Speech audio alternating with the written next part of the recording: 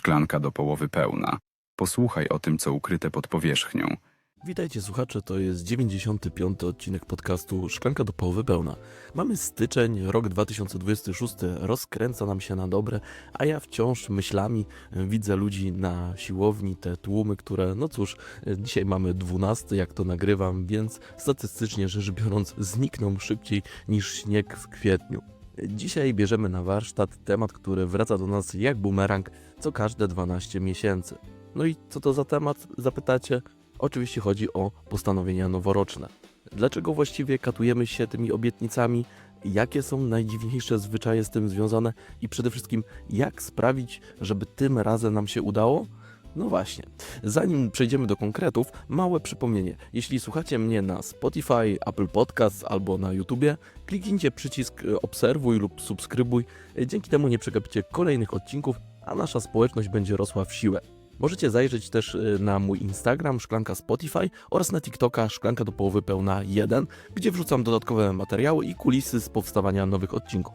A teraz zaczynamy.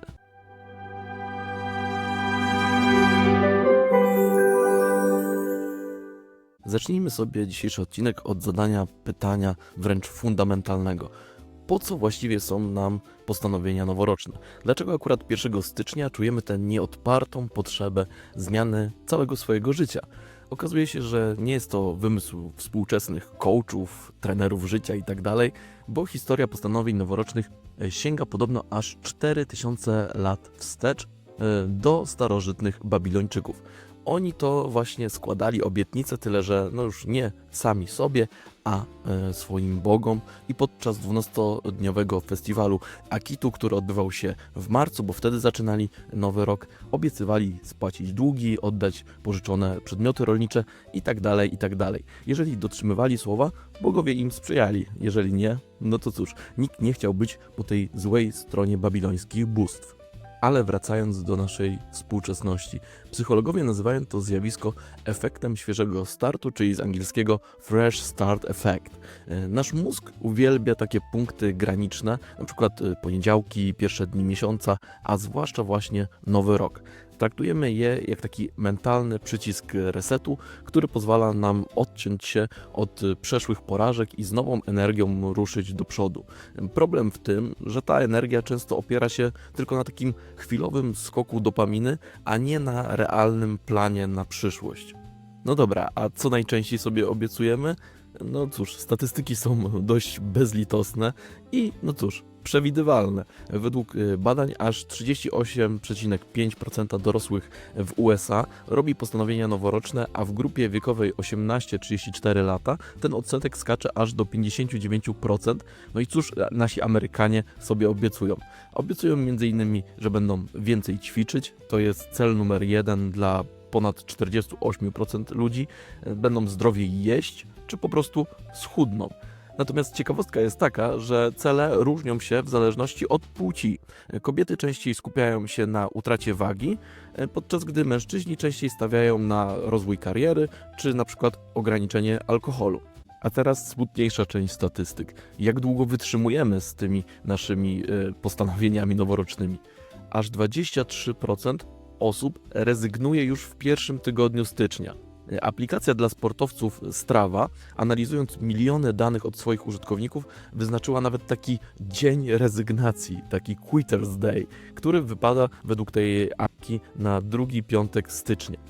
To ten moment, kiedy nasz entuzjazm już opada, no a kanapa wygrywa z chociażby bieganiem. Ostatecznie tylko marne 9% ludzi dowozi swoje postanowienia do samego końca roku.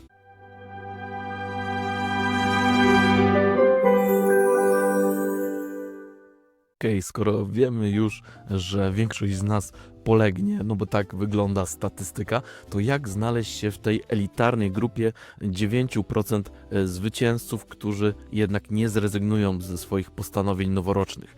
Odpowiedź brzmi jasno. Metoda, a nie motywacja. Motywacja jest jak pogoda, czyli zmienna. Natomiast metoda może być dla nas takim kompasem.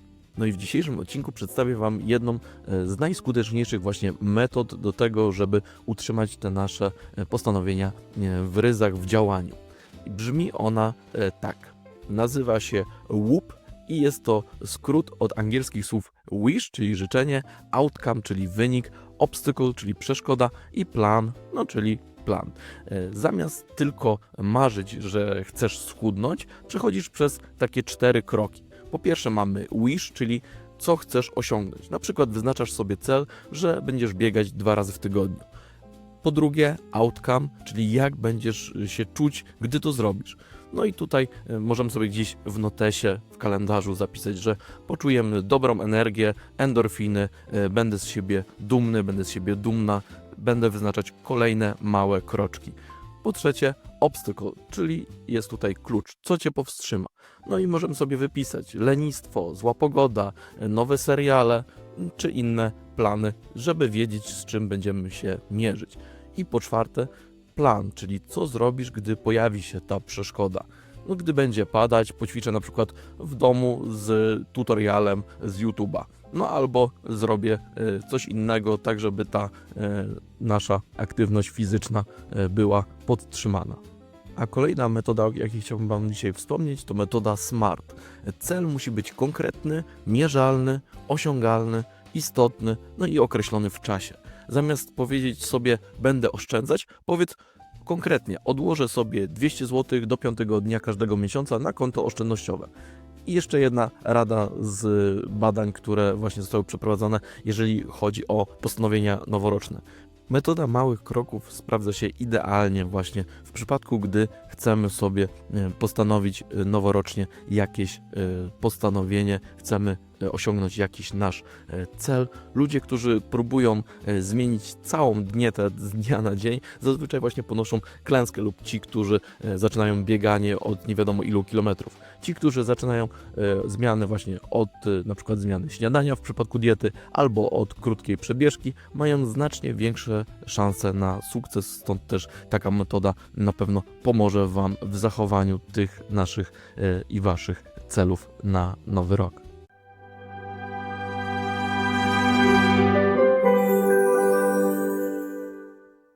A jak sprawa z postanowieniami noworocznymi wygląda na całym świecie?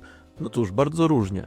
Chociażby w Hiszpanii zamiast spisywać listę celów, o północy zjada się 12 winogron, po jednym na każde uderzenie zegara i ma to zapewnić pomyślność na każdy miesiąc nadchodzącego roku. A chociażby we Włoszech stawia się na soczewicę. Jej kształt przypomina monety, więc zjedzenie jej w nowy rok ma gwarantować bogactwo. Z kolei w Japonii w noc sylwestrową w świątyniach buddyjskich bije się w dzwony dokładnie 108 razy. Ma to symbolizować oczyszczenie ze 108 ludzkich grzechów i słabości, co daje prawdziwie czystą kartę na start nowego roku. A jak jest u nas w Polsce? No cóż, zwykle kończy się na karnecie na siłowni, który użyjemy 3 razy w roku, albo na kupieniu sobie świetnych, drogich butów do biegania, całego wręcz stroju, no i kilku przebieżkach w lesie.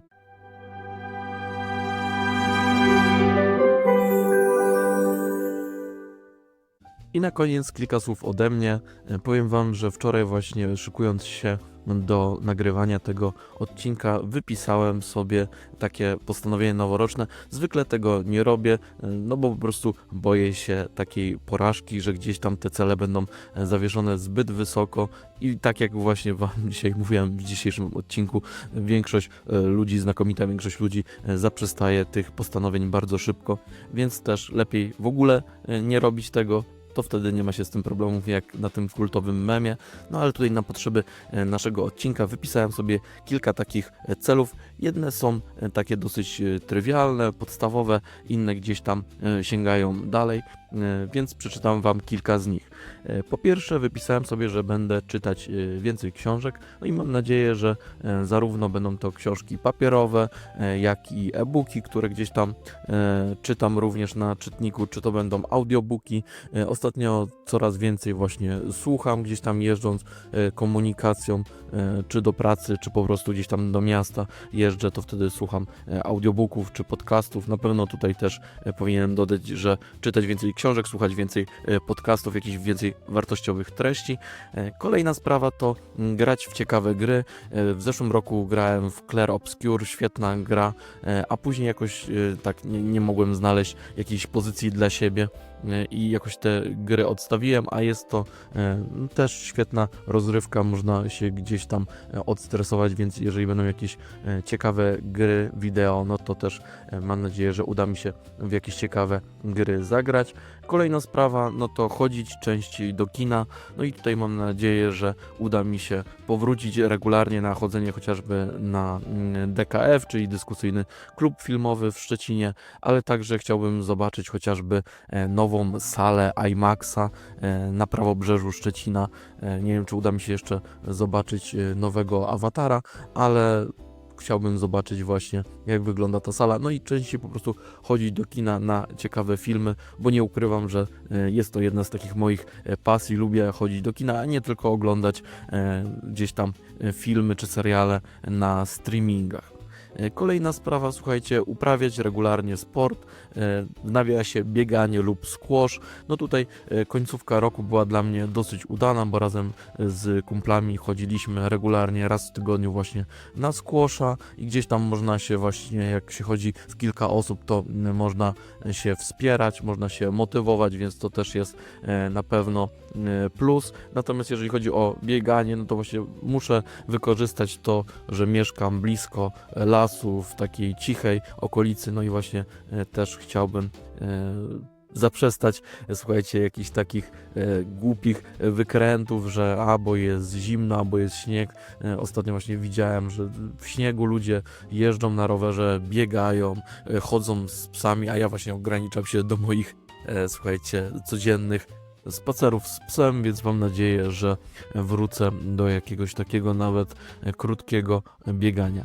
Kolejna sprawa z takich moich hobby, do których chciałbym powrócić, to na pewno wrócić do latania dronem, bo w pewnym momencie jakoś tak zaprzestałem latania dronem i rzuciłem go po prostu jak jeden z kolejnych gadżetów, tak jak dobrze wiecie, jak słuchacie mnie trochę dłużej, to wiecie, że mam fazę na różne gadżety elektroniczne, no i właśnie jednym z takich gadżetów, który mi się zawsze marzył, był dron, no ale ta zajawka trwała kilka miesięcy i jakoś ten dron później włożyłem do szuflady, ostatnio wyjąłem i zamierzam go odkurzyć, że tak powiem, i zacząć znowu latać gdzieś w jakieś ciekawe miejsca, czy to robić zdjęcia, czy jakieś krótkie filmiki, no a właśnie jeżeli chodzi o filmiki, to również nagrywanie wideo na YouTube.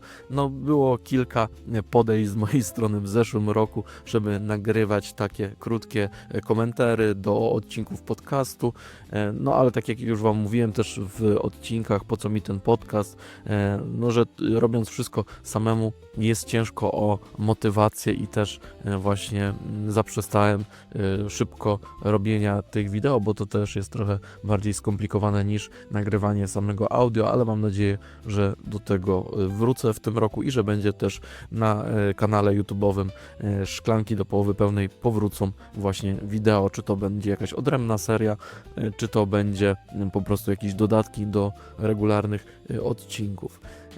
Kolejne rzeczy dotyczą takiej sfery zawodowej.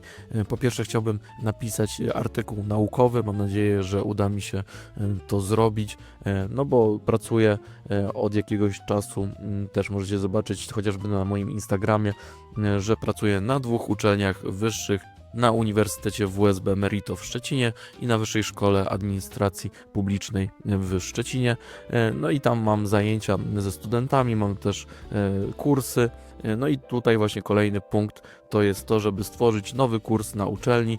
Pierwszy taki mój kurs, autorski, który stworzyłem w zeszłym roku, dotyczył działania z narzędziami sztucznej inteligencji. Był to kurs przeznaczony właśnie dla wykładowców, dla profesorów, ale miałem też takie spotkania dotyczące AI, chociażby z seniorami. Miałem mieć spotkanie z uczniami w technikum, które na koniec roku nie doszło do skutku, ale mam nadzieję, że właśnie nowy rok, nowy ja i że coraz więcej właśnie takich kursów, szkoleń będę prowadził. No i ostatni punkt na mojej liście to rozwijanie kariery prawniczej, także wydaje mi się, że też to się uda zrobić, że coraz więcej będę wykonywał zadań, jeżeli chodzi o pracę radcy prawnego. Także to jest moja taka krótka lista postanowień noworocznych. Trochę hobby, trochę zawodowych jakichś wyzwań. Mam nadzieję, że chociaż część uda się tutaj zrealizować i tego też Wam życzę w tym pierwszym odcinku zrealizowanym już w nowym 2026 roku.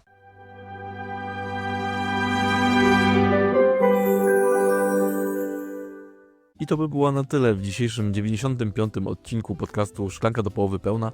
Mam nadzieję, że spojrzycie teraz na swoje plany nieco łaskawszym okiem i może wypróbujecie metody, które Wam zaproponowałem w tym odcinku. Dzięki, że byliście dzisiaj ze mną. Jeśli ten odcinek był dla Was wartościowy, to koniecznie zasubskrybujcie podcast na YouTubie, zaobserwujcie na Spotify. Możecie też mnie posłuchać na Apple Podcast i na innych aplikacjach podcastowych. Będzie mi też bardzo miło, jeśli wpadniecie na mojego Instagrama, Szklanka Spotify, TikToka, Szklanka do połowy pełna 1, skomentujecie, polajkujecie te wszystkie materiały, które tam na Was czekają, a tymczasem bądźcie bezpieczni, uśmiechajcie się, a my słyszymy się jak zawsze już niedługo.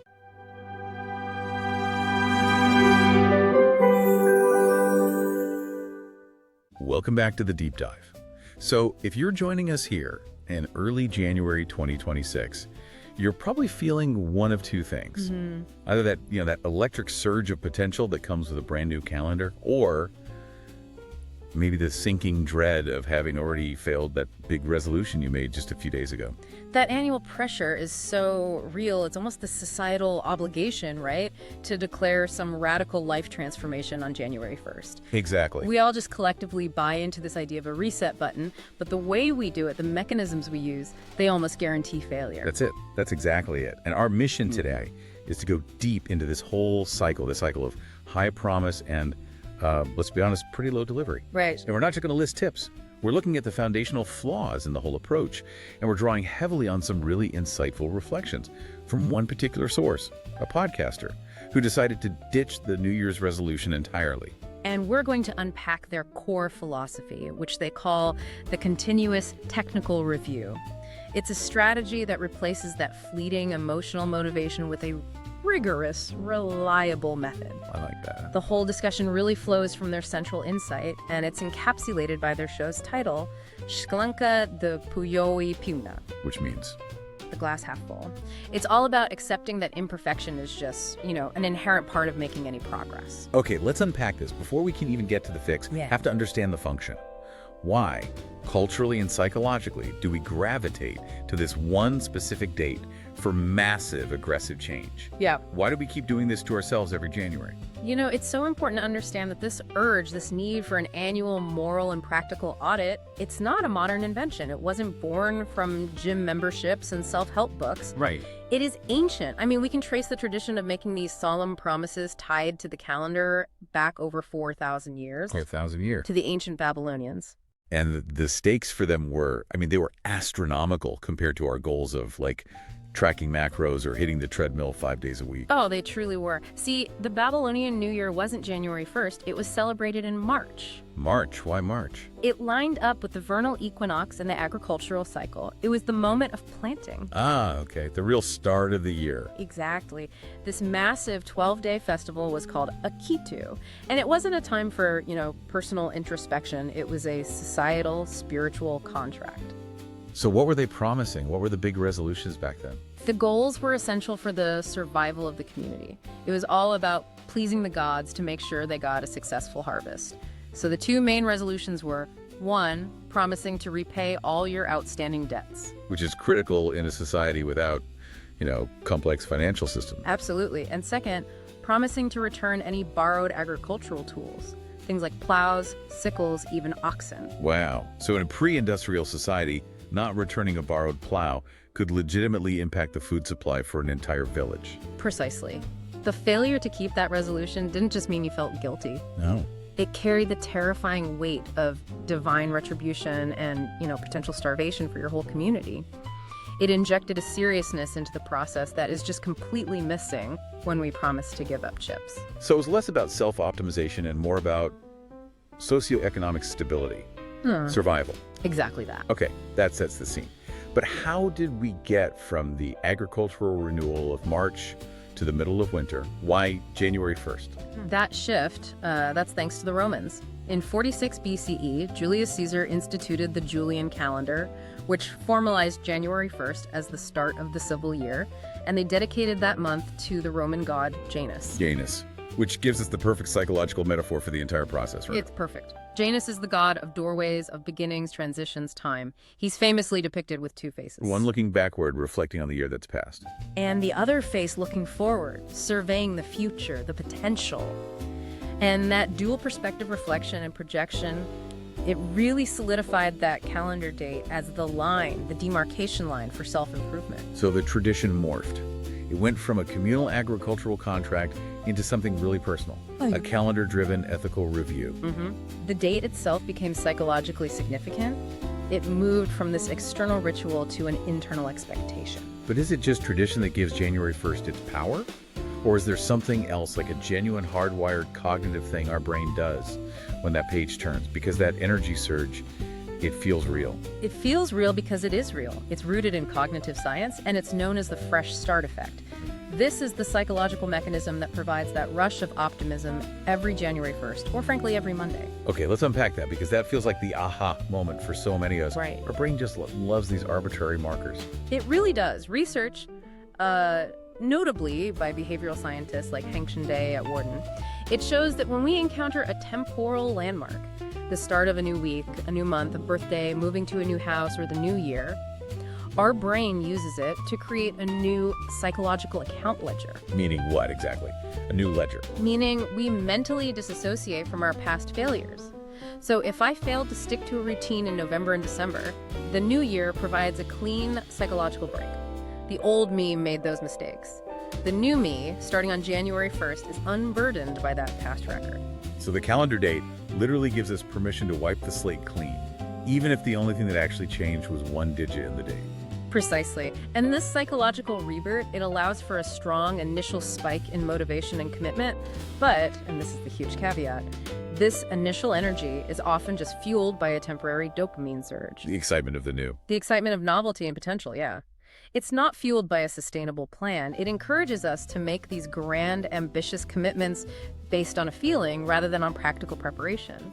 We mistake the high of the fresh start for the actual fuel we need for the long haul. Exactly. And that dopamine hit is what drives us to the store for new workout clothes and to the gym for a new membership, which unfortunately leads us directly into the cold, hard statistics on how quickly that enthusiasm just fades. Right, the brutal statistics of the resolution cycle. When we move from the psychology to the sociology, the data just shows how pervasive and, unfortunately, how fruitless this annual ritual is for most people.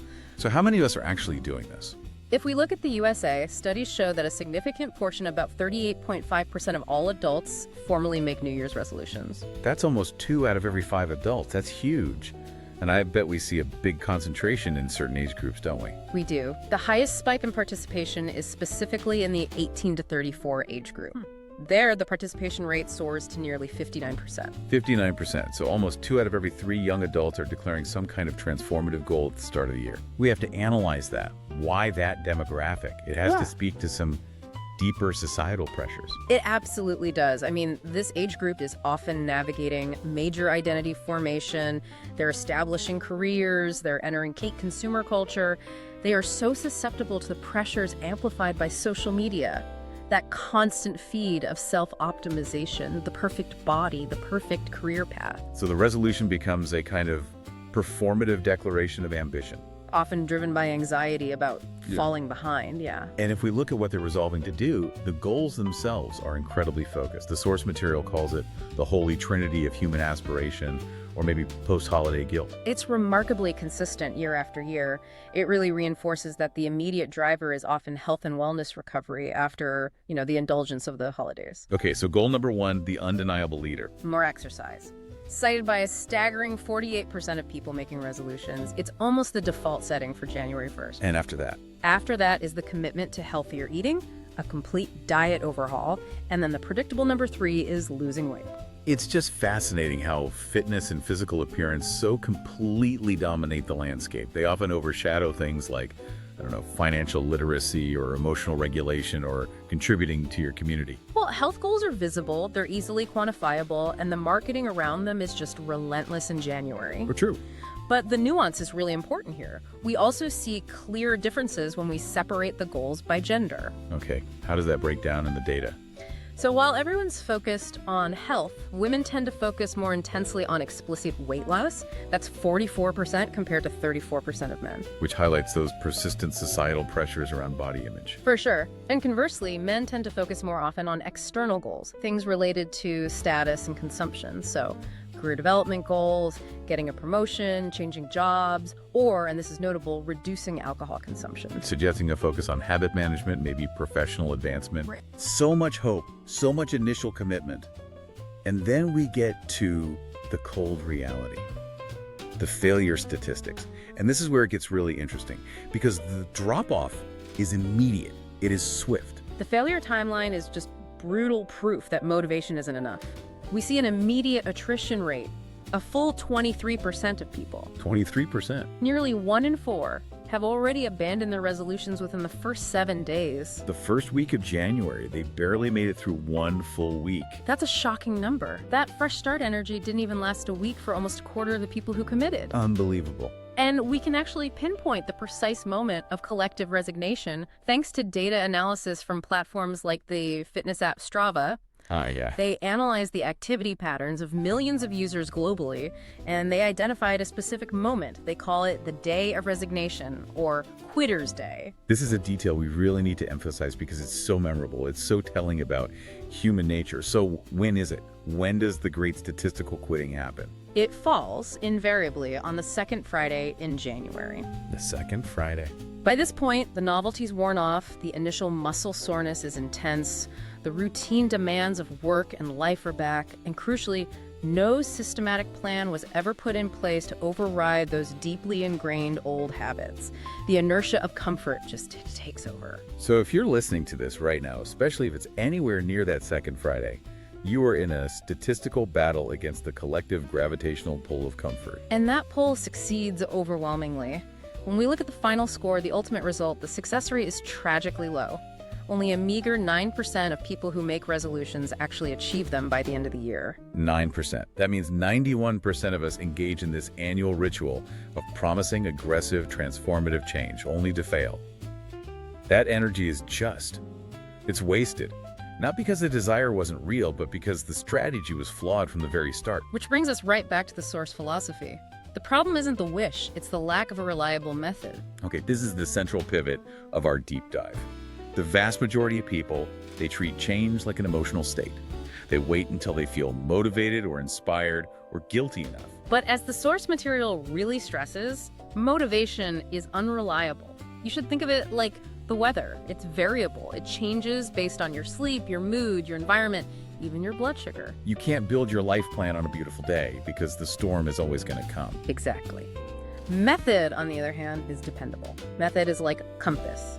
It's a system that guides you through the process, regardless of how you feel on any given day. So to break into that elite 9% success group, you need systematic tools.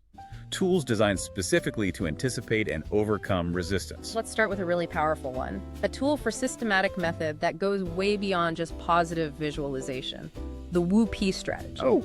Yeah, it's an evidence-based 4-step mental exercise developed by a researcher named Gabrielle Eidingen. And WOOP stands for wish, outcome, obstacle, and plan.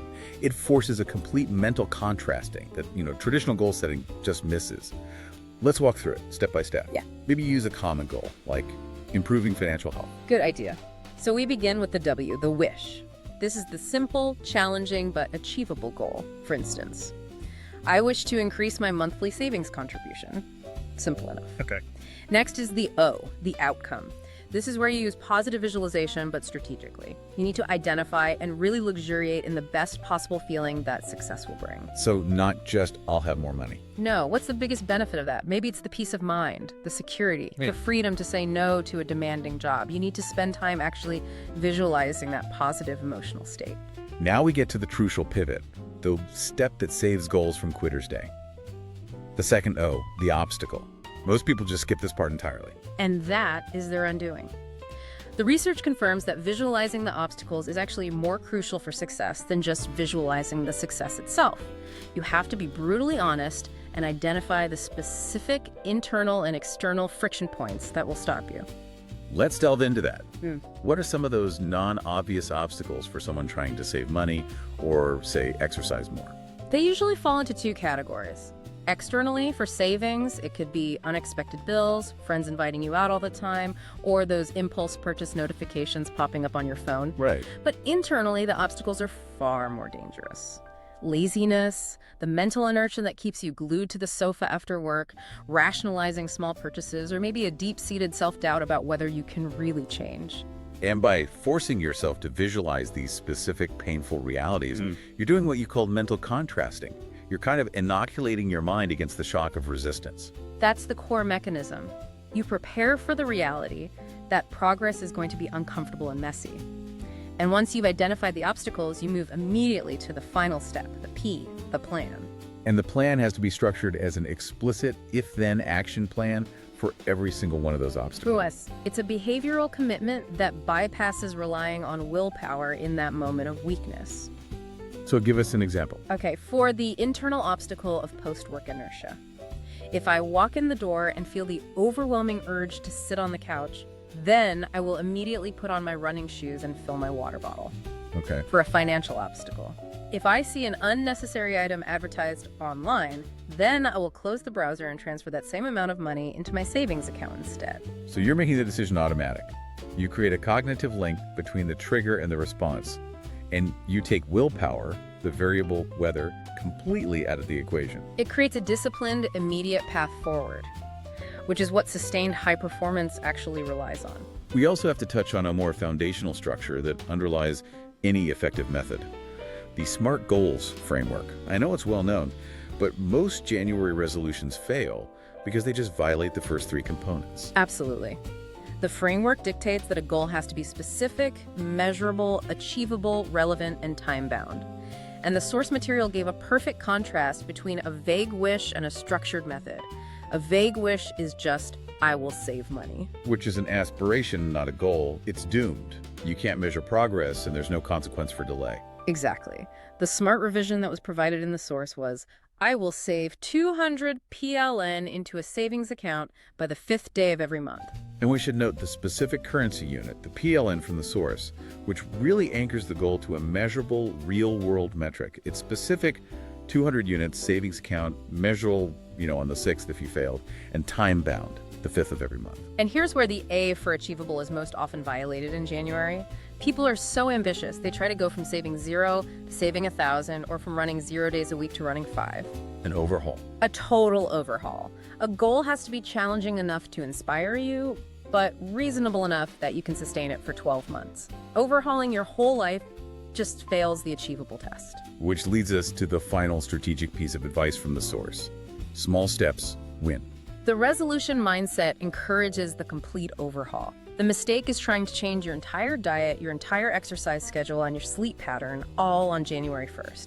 It just triggers this massive, overwhelming psychological resistance. It's too much cognitive load for the brain to handle all at once. It leads to immediate burnout and, the success of Quitter's Day. Contrast that high failure rate with the success of people who start by changing just one small, manageable habit. Like what? For instance, changing only their breakfast. Or starting their evening walk at just the 10-minute mark and building up. It's a low-resistance entry point. It builds momentum and success, which are themselves motivating, without triggering that full-scale mental revolt that a complete lifestyle change creates. So consistency in small, manageable steps always outweighs the intensity of a single, unsustainable, radical change. Always. Okay, so this annual reset button, it's a human need, but the way we respond to it is highly cultural.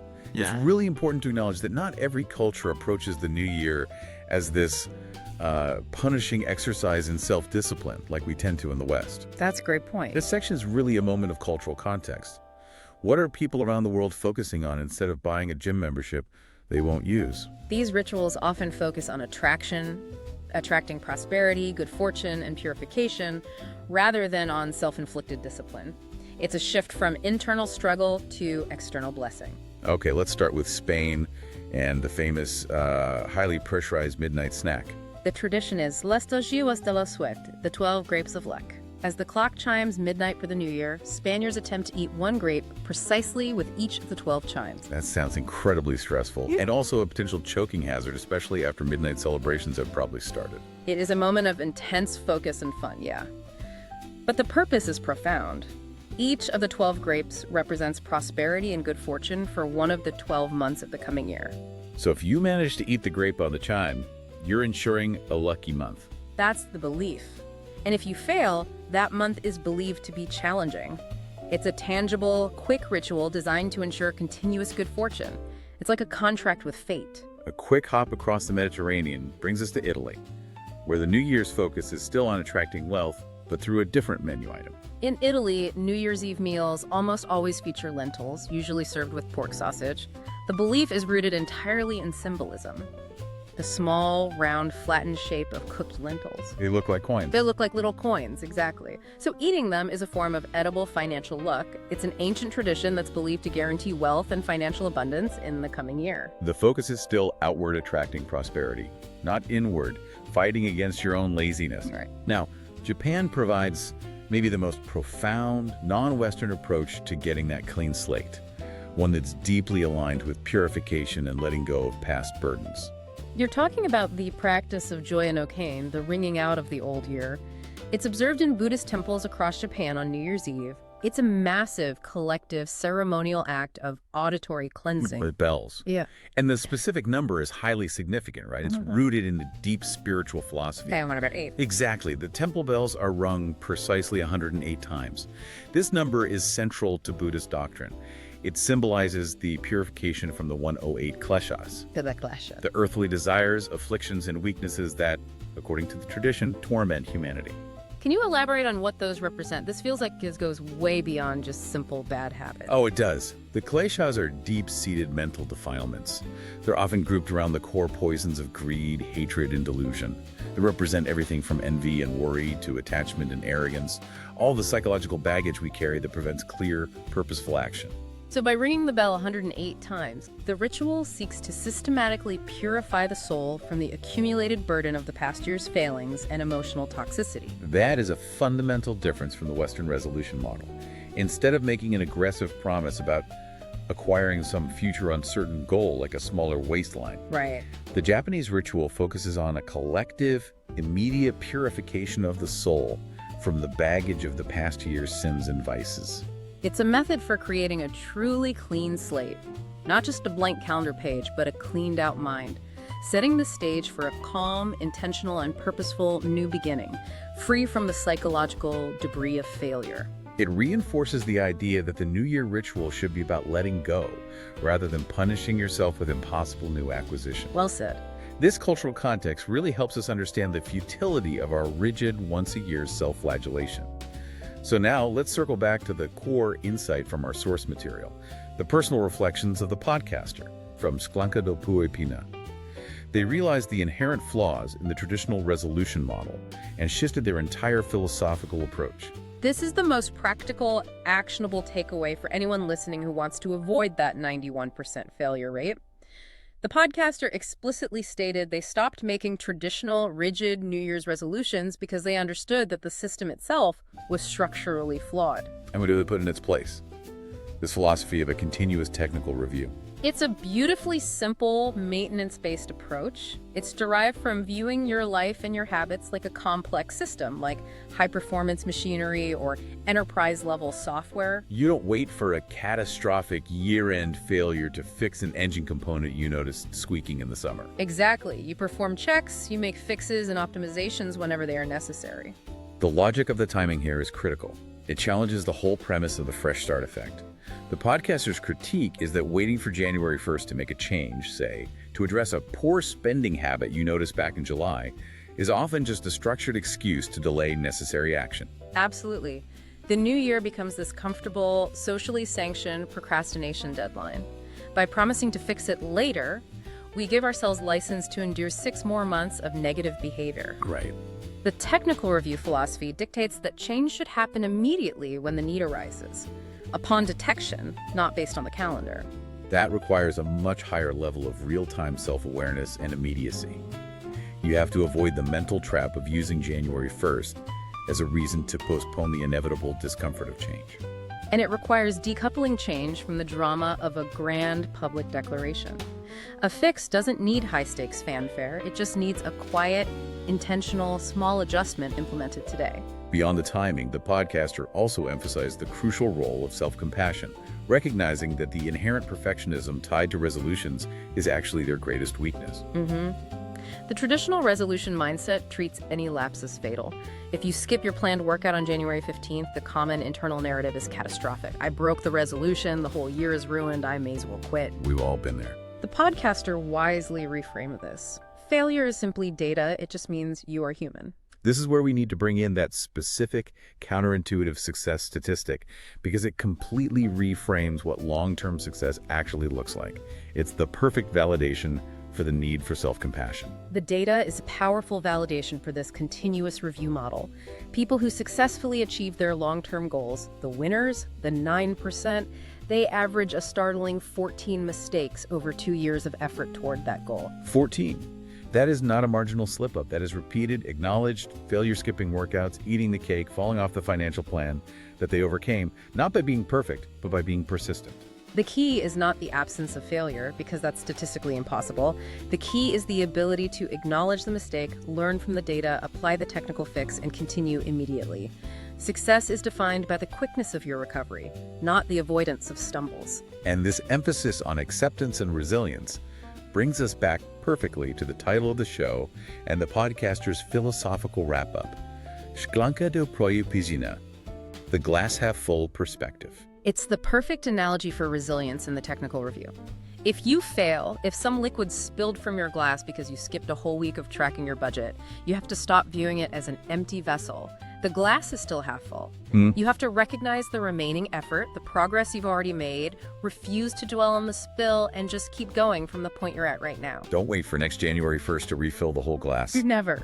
This continuous technical review, coupled with radical self-compassion, it seems to be the only path to moving beyond the high-stakes, high-failure sprint of the resolution cycle and into a sustainable marathon of life improvement. It's a profound shift in focus, from an external, calendar-driven declaration of intent to an internal, self-monitored process of consistent small adjustments.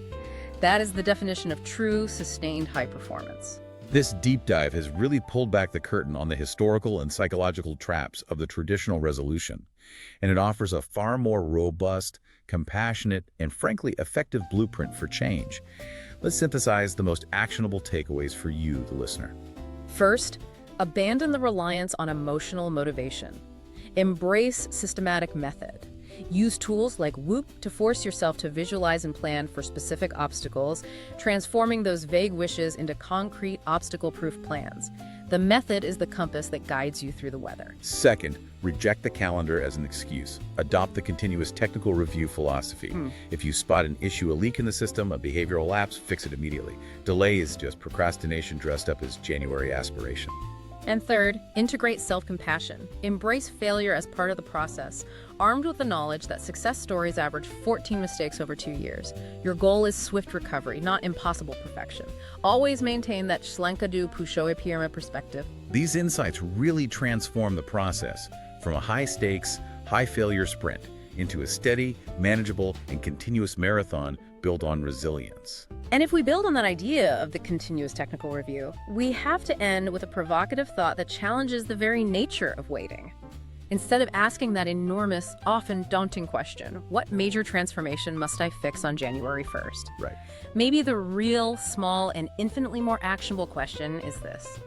What small, specific action can I adopt today, right now, regardless of the date, to make a measurable, tiny impact on my life and my system that I can sustain for the rest of this week?